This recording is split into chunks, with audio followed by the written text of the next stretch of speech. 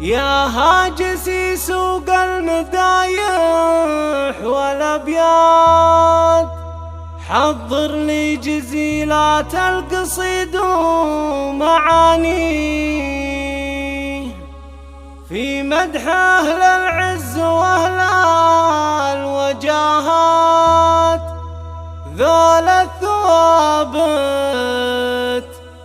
ذول الثوابت كل مجد تعالي.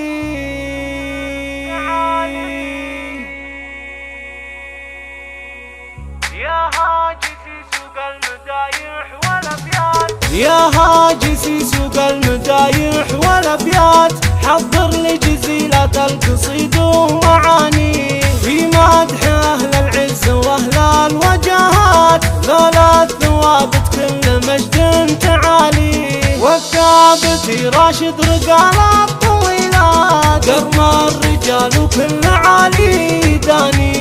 ولأجل أم فهد صخر قوافيك بالذات، بنت الشيوخ وذكرها حي طاري. واهدي لها من راشد أحلى العبارات، واهدي لبناتها الشعر في قوافي. راشد أخوها اللي تعلى المقامات، راعى الجمايل والكرم في مساعي. نسل الحرارة اللي يشيلوا الصعيدات، الثابت وفعله ينامس مبادئ في حاضر التاريخ ومن ماضي فات. مجد الثوابت يشهده قاصي وداني، وفهد اللي تحتمي للجزيلات، بالخير تزهى وصيتها الطيب يحاكي.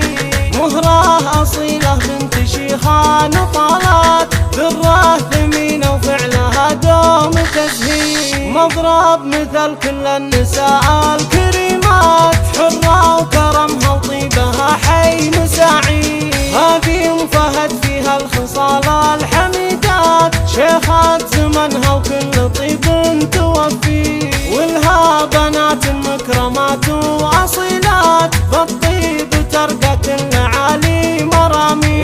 حشمة وحلا بأخلاقهن معتنيات، بوصافهن والزين محدن يضاهي. كلهن ورود معطرات وشذيات، خسرانها اللي في حلاهن تماريه. والخاتم جعلك يا